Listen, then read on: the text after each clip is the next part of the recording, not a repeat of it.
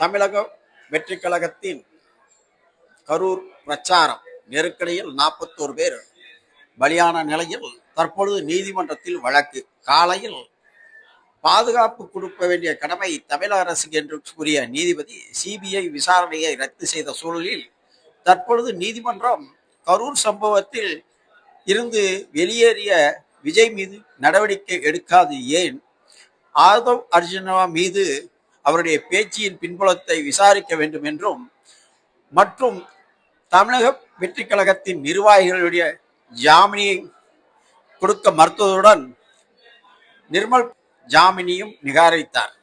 இதனால் தமிழக வெற்றி கழகத்தை நீதிமன்றம் கடுமையாக கண்டித்ததுடன் விஜய் மீது காவல்துறை நடவடிக்கை எடுக்காதது வேதனை அளிக்கிறது என்று கடுமையாக விஜய் மீது விமர்சனங்களை நீதிமன்றம் வைத்துள்ளது. இது பெரும் பரபரப்பை ஏற்படுத்தியுள்ளது.